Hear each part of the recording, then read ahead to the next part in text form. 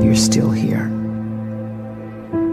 And you get another chance this day to do better and be better. Another chance to become more of who you were created and what you were created to fulfill.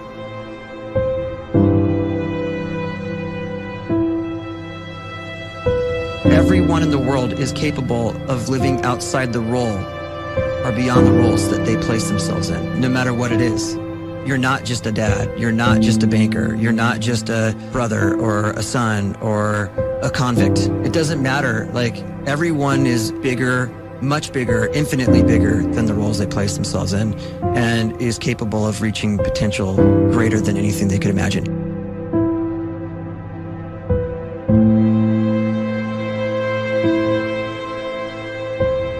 You can live the life you desire.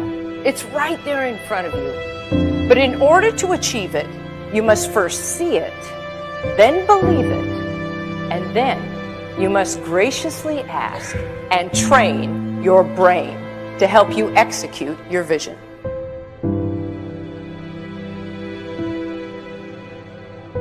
So when you start to focus and you delete distraction from your life, and you start to get seriously invested in doing one thing staggeringly well, and you practice that one thing over and over, a term to think about is mundanity. You do one simple, seemingly insignificant thing every day around your main skill, and it's very mundane, but small daily improvements over time lead to world-class results. Well, here's what happens in your brain. You start to isolate a single neurocircuit around that skill, and that starts to trigger a certain type of brain cell called an oligodendrocyte, which then releases myelin. Myelin is a fatty tissue that starts to wrap around that single neurocircuit related to that main skill you've been practicing. And when myelin starts to wrap around the brain circuit, what happens is you have accelerated learning times, you can see more quickly, heightened perception, and you'll learn more quickly. And that is really the quote-unquote secret of the great producers. It's not a result of some natural gift, but their daily practice, their relentlessness and their grit, their work ethic, and their singular focus and sacrifice.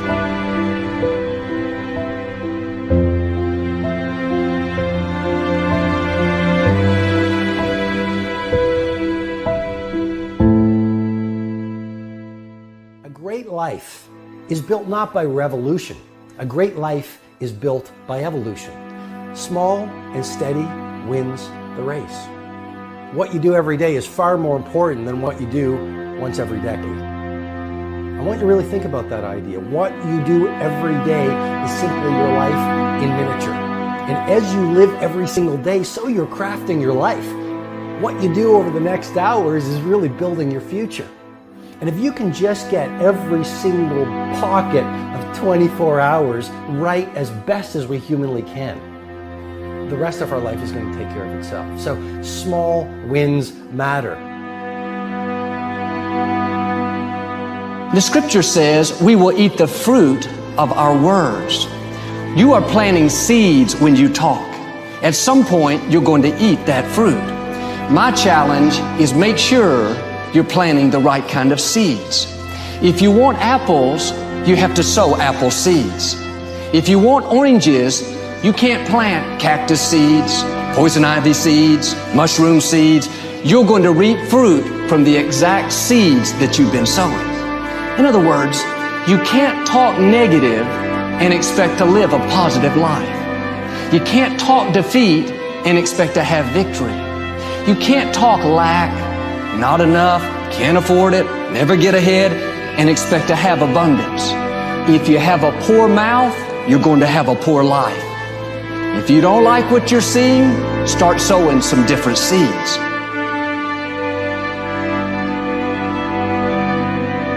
We may not realize it, but we're always feeding ourselves.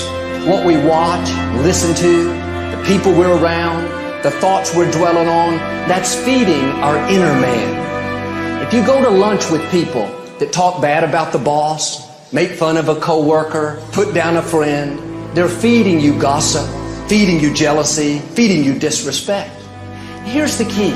Whatever you feed is going to grow. You may not like what they're feeding you. You're a nice person. But if you continue to hang around them, before long, you'll be gossiping. You'll be critical. You'll be disrespectful. Why? Because you kept feeding the wrong things. If you're always feeding negative thoughts, thinking, I'll never get well, I'll never meet the right person, you're feeding doubt, feeding mediocrity, feeding fear. If you know exactly what you want to be, you need to spend as much time with people that are actually that already. You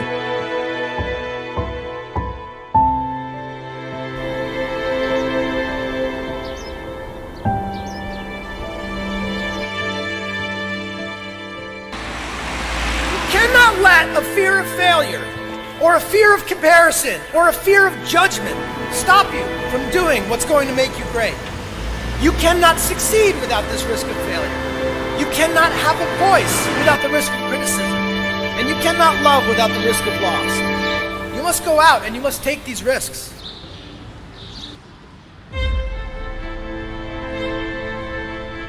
You don't have the time to waste time, because time doesn't wait till you discover your purpose. If you don't know why you was born, time is still moving. And if you discover your purpose at 90 years old, it's too late.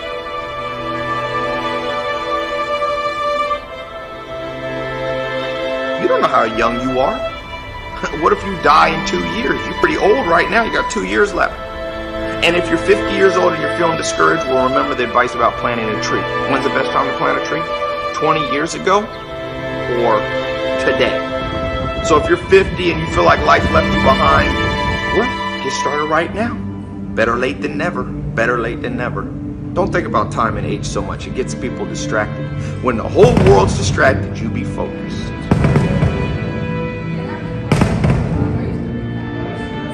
You have to trust your own voice, your own ideas, your honesty, your vulnerability.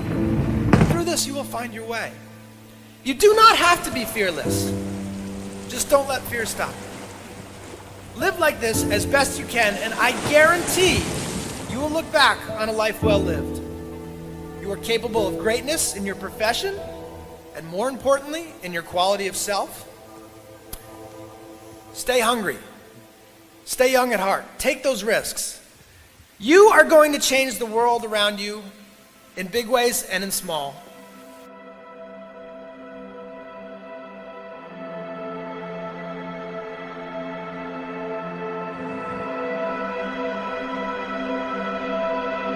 But see, anybody, if you want to, can go searching for a good plan, pick it, and start working it. And sure enough, as the time passes, as it surely will 5 years from now, 10 years from now, then you'll be winding up wearing what you want to wear, driving what you want to drive, living where you want to live, become what you want to become. But now's the time to fix the next 10 years. And who can? Anybody.